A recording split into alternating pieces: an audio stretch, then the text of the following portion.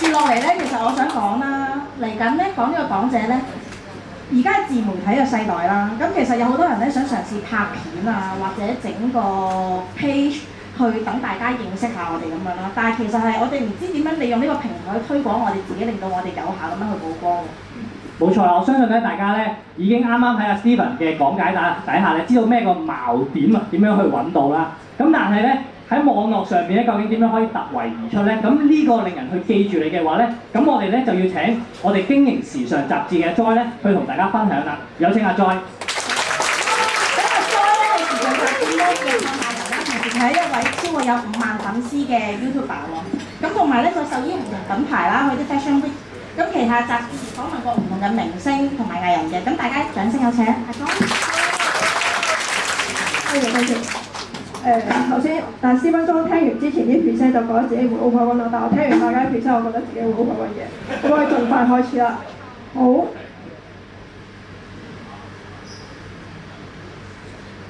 好，咁大家好啦，咁我阿 Joy啦，今日咧就同大家講少少技術少少嘅嘢啦，就係點樣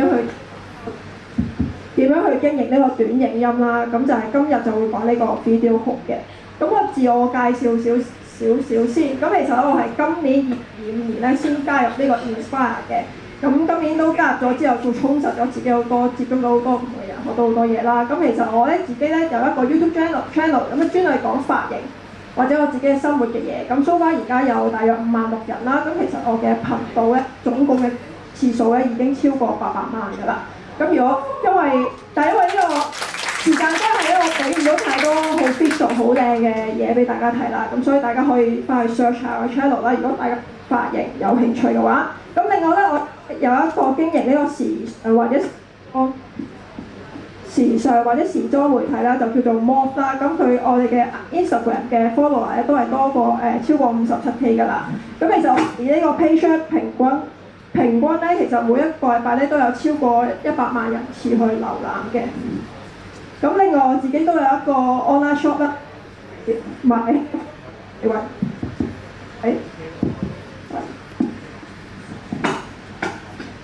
就係賣 hair products。咁我 IG page 都有超過19000人㗎啦，19K 㗎啦。好啦，咁我哋事不宜遲。咁其實咧，而家我哋嘅經營我哋嘅社交媒體咧，其實如果大家係要增加呢個曝光度，令到好多人去睇大家嘅片咧，其實咧我哋都睇大家嘅 page 咧，其實我哋少方面咧一定係要經營呢個短影音。咁佢嘅英文咧就係 REELS 就係 Reels 啦。係啦，咁其實呢啲 Reels 我哋經營呢個短影音咧，就係令到大家可以你哋嘅 page 或者你哋個人嘅 IP 又可以觸及率高，同埋多啲人觀看啦。咁咧其實咁大家有個可能大家有個問題啦，就係人哋經營短影音，你又經營短影音，咁點解人哋經營嘅觀看次數或者數據好啲咧？咁其實可能咧就係有以下嘅嘢，就大家係冇做到或者冇注意到，咁所以你哋嘅數據就會影響啦。咁其實點樣可以令到你嘅 views 多啲人睇，多啲人去留低去睇你嘅內容咧？咁講呢個答案之前咧，咁就首先就俾大家睇2條片先，係啦。咁呢等啦。咁呢2條片咧都係我嘅 Moth 嘅時尚媒體經營去 Fashion Week 拍嘅一啲嘅內容嚟嘅。咁第一條片。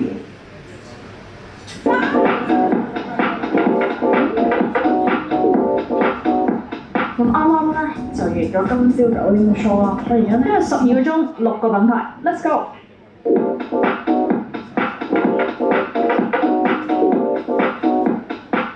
好，咁俾大家估下啦。我發現個答案已經印咗喺個 mon 度，係啦。咁俾大家估下啦，左邊同埋右邊嗰條片，邊條片多啲人睇啲啊？個數據好啲啊？右邊，係啊。咁如果大家睇到嘅朋友見到呢度已經19.7K 啦。咁右邊嗰條片就係比左邊呢條片，其實無論嘅觀看次數，又或者嘅 like 或者 share 咧，都係多過1倍嘅次數嘅。咁我想問，咁大家知唔知到底呢2條片有咩分別啊？阿偉知唔知啊？好似有邊個靚女啲咯。係啦。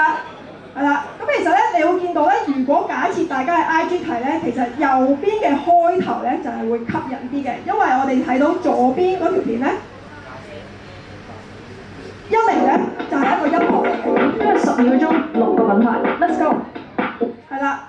頭先右邊嗰條片咧，就係右邊嗰條片一開頭已經話咗俾你聽，呢條片係講關於啲咩，到底呢條片係會做啲咩嘅。咁其實呢一樣嘢咧，就係我哋今日嘅主題啦。就係經營呢個短影音標，想多啲人睇嘅最緊要嘅因素咧，就係我哋嘅 video hook。咁咩 video hook 咧？個 video hook 咧，其實根據官方嘅定義咧，就係呢個影片嘅頭3至5秒嘅。咁即係呢個你平時睇一條片頭嗰3至5秒入邊嘅內容咧，我哋就會定義為 video hook 㗎。咁但係基於非官方嘅定義咧，即係我嘅定義咧，就係頭嗰影片嘅1.7秒去再嚴格啲嘅。基本上頭嗰1.7秒咧，其實已經斷定你條片咧會唔會俾人碌走㗎啦。咁其實 video hook 嘅目的係為咗啲咩咧？嗱，第一個目的咧就係最重要嘅目的，亦都係我哋經營呢個短影片成唔成功嘅一個目的。就係呢度我用英文去講，因為英文係比較貼切啲，就係 stop people scrolling。咁咩 scrolling 啊 ？scrolling 即係平時大家睇 Facebook 啊、IG 啊，甚至 WeChat 啊、抖音啊、小紅書，大家做一個動作，就係當大家見到有自己唔想睇嘅嘢就會飛走。咁呢個動作係就 scrolling 啊，死下等我3分鐘，就10幾個晒咁。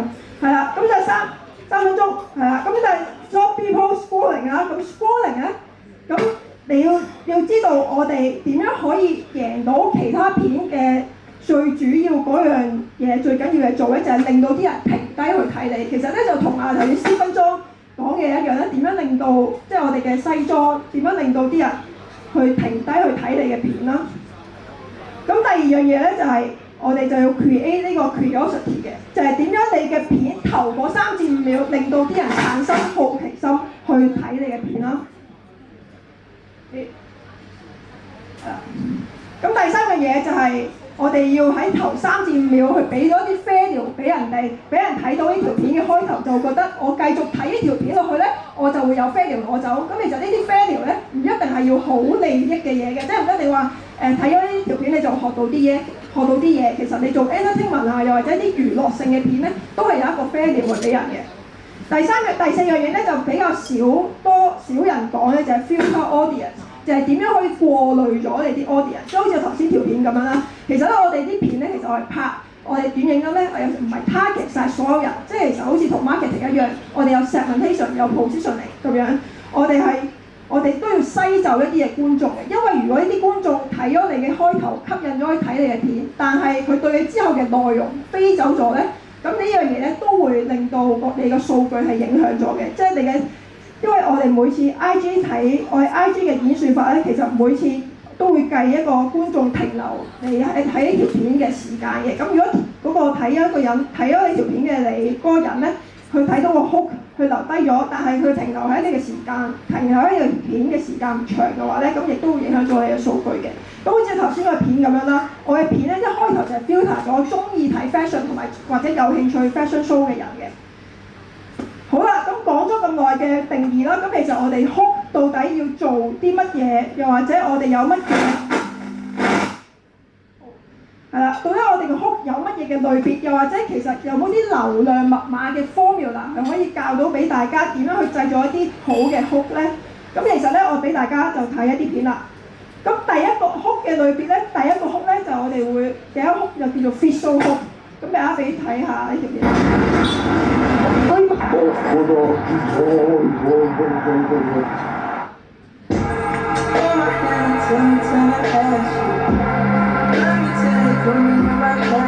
好啦，係咪好無聊啊呢條片？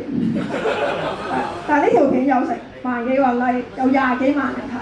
而呢一個 account 呢個 page 咧，其實佢係賣緊一啲衫，嗰啲衫你見到其實嗰條褲咧係冇乜特別嘅。但係呢個 account 咧，其實係有好多 Gen Z， 又或者我哋後生個已經而家 Gen Z 都老啦 ，Alpha 類2000年後嗰啲2005年後出世嘅人咧，都有睇去買佢哋啲嘢嘅。咁係啊，啱啱睇咯。係啊。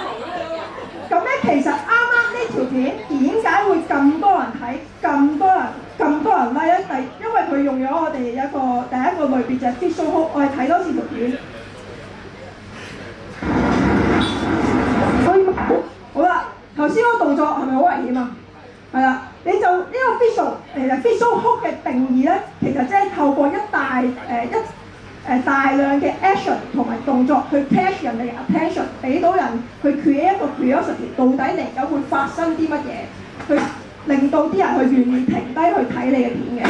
係啦，咁啱啱咧頭先一嚟個片你就見到有個人去跳橋，咁你就正常你 scroll 嘅時候見到有個人跳橋，你都會有興趣睇佢跳入邊啦。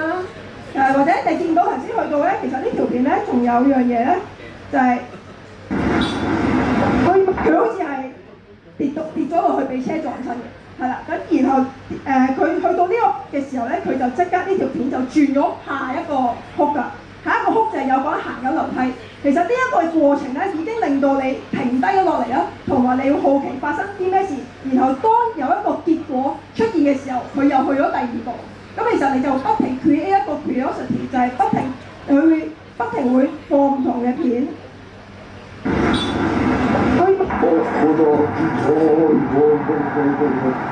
係啦，等呢個好奇心已經餵飽咗你，你最尾發現咗係中咗計嘅時候咧，呢條片咧就已經完咗啦。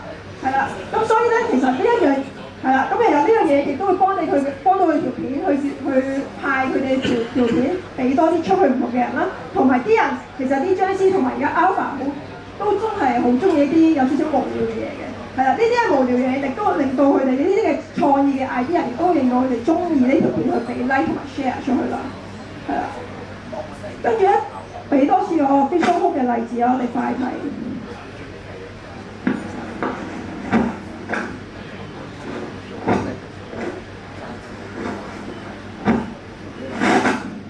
係啦，其實個原理都係一樣嘅，咁就係佢有個女仔行低，好似想襲擊緊你一個女仔咁樣，咁你都會好奇去睇緊佢到底會發生啲乜嘢，去睇啦，係啦。跟住第二個類別咧就係講完 visual hook啦，我哋就講 audio hook啦。咁呢個我哋快講。咁 audio hook 咧就係咧代表我哋用啲旁白嘅 voice over 或者第一個視覺去講嘢或者音樂嘅嘢啦。透露俾你揀咗睇你中意食啲乜嘢。成日去食西餐廳，見到阿媽都唔食嗰粒車厘奇啦，之後就咁嘥嘢，點可以食咗粒車厘奇啦？第二日玩完，我雪櫃一打開，幾包車厘奇，我一打開喂，係啦，咁頭先一開頭嘅，咁呢一樣嘢即係大家相信大家都有呢個共鳴啊嘛。咁其實一開頭咧，其實係就用一個字或者一個聲音去旁白話俾你聽，到底佢嘅故仔係咩啦，去吸引你繼續睇落去啦，就係唔好話俾大家家長聽你中意食啲咩咁樣。咁其實 audio 嘅 hook 咧係比較簡單去做到嘅。咁之後就到 test 嘅 hook 啦。別墅裡面唱嘅，在指令。好啦 ，test 嘅 hook 咧，即係代表，如果純粹 test 嘅 hook， 即係代表唔要你頭先睇到呢條片就係佢冇任何嘅動作去吸引你啦，佢亦都冇任何嘅旁白，有個人講嘢吸引你啦，佢純粹用一個文字話俾你聽，你即將呢條片準備發生啲咩啦。咁其實佢個文字咧，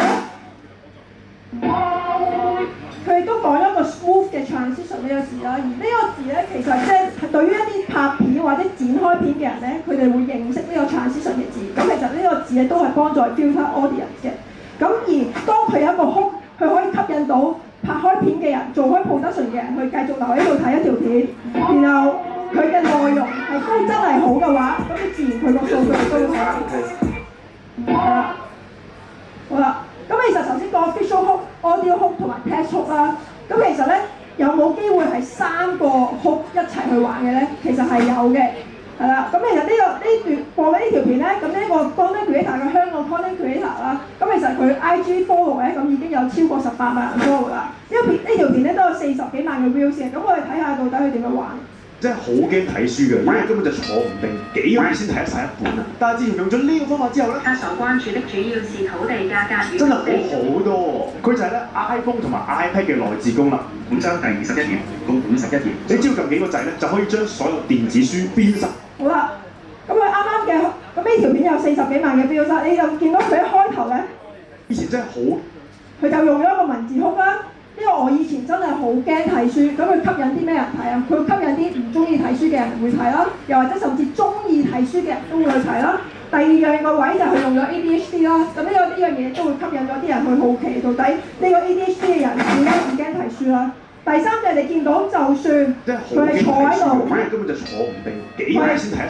佢係坐喺度去講嘢啦，其實佢個鏡頭咧都係喐緊，而且佢一路講緊嘢嘅時候咧，佢每2-3秒咧就會有一個轉接去轉到下一個片，去令到你嘅 attention 你 keep 住留喺度嘅。以前真係好驚。好啦，咁講一啲咁複雜嘅理論啦，咁其實到底呢啲我哋應該大家會好奇。到底我覺得諗呢啲嘅 idea， 我覺得我好難啊，或者其實我根本諗唔到，或者我根本就冇咁創意。咁所以我都幫大家諗咗一啲嘅流量密碼，一啲流量嘅 formula 俾大家嘅，係啦。咁到底我哋啲片可以個 video hook 個主題係啲咩，或者佢講啲咩咧？咁第一樣嘢咧就係大家其實如果大家有時諗唔到你嘅職業係拍啲咩嘅時候咧，我哋可以向呢個大家其實每個人都會關注一樣錢啊，或者成本呢個 budget 去落手嘅。咁其實點樣可以用呢個成本嘅主題去拍片咧？咁其實基本上就係可以大家睇一睇入邊。没想到10万是真能裝出一套房啊！我家面積95套米87，花费明细来啦。清單我放在最後。首先我們將係啦。咁其實呢條片咧都係小紅書一個好好嘅數據啦，佢就係話俾大家聽點樣10萬蚊可以做到個裝修。咁10萬蚊對於大家嚟講，佢做個裝修係一個好少嘅 figure 啦，亦都 impossible 嘅 figure 啦。咁所以呢樣嘢啲人就會有個好奇心，到底我嗰10萬蚊可以做到啲咩？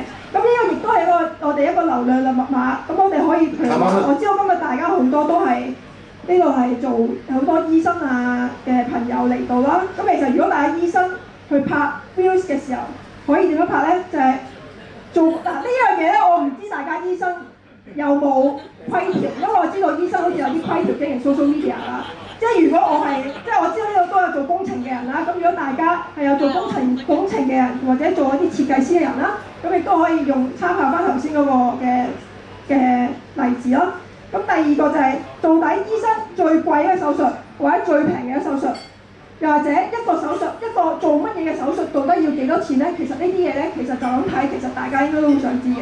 咁咧，其實呢樣嘢亦都係關於成本啦，即係點樣喺一個 budget 或者預算底下做一啲嘅嘢。咁又或者最簡單就係用咗幾多錢，我得到啲咩，做到啲咩。而成本呢個嘅 formula 咧，其實咧會有個要點就係呢個成本一係咧就係最平嘅，一係咧就係最貴嘅。即係譬如話，如果大家話喂10萬蚊做一個屋企嘅裝修，我都會好奇咁平嗰個裝修做到啲咩？如果100萬嘅或1000萬嘅裝修，如果有講話我用咗1000萬嘅裝修去裝修我屋企，跟住之後咧大家都會可能會好奇，會話1000萬用咗1000萬做裝修，到底佢裝修咗啲咩？但係如果當呢個數字變咗40萬，40萬就係一個大家好中性嘅字眼，即係人都會用40萬嚟裝修嘅時候咧，咁呢個成本呢個 formula 就唔會 work 嘅。咁所以如果大家做呢樣嘢咧，就係一定要係舉一啲好 extreme 嘅數據嘅，係啦。咁最尾一個啦，係啦，最尾一個除咗玩成本之外咧，我哋仲可以玩啲咩咧？ One toxic habit can ruin your day. Using your phone as soon as you wake up. Let me explain why. When you're 係啦，第二個 formula 我哋可以玩一啲正面或者負面情緒嘅嘢啦，係啦。咁咧其實大家睇到第一句就係 This one toxic habit can ruin your day. 係啦，呢個有害嘅習慣會毀咗你一日。咁毀咗一日係咪係一件唔開心嘅嘢？係啦。咁咧唔開心嘅嘢，大家想唔想有呢個唔開心嘅嘢發生啊？唔會啊嘛。咁其實咧，毀咗日呢個咁 create 咗個負面嘅情緒嘅期望值，亦都可以 catch 到啲人嘅 attention， 去留低好奇，會做啲，佢會想好奇有啲嘢，如果做咗會帶來一個負面嘅結果，或者 create 一個負面嘅情緒咧，亦都會令到吸引到啲人咧去繼續睇呢條片嘅。咁最後舉一啲例子啦。咁如果用一個正面嘅玩法就係，如果大家做保險或者金融，如果大家拍片，可能第一句就可以講做好呢3件事就可以提早退休，又或者做唔好呢3件事就唔可以50歲退休，或者做咗呢3件事就唔可以50歲退休，都係一個好好嘅題材嚟嘅，係啦。咁其實仲有好多哭去講嘅，咁不過今日時間關係就咁樣。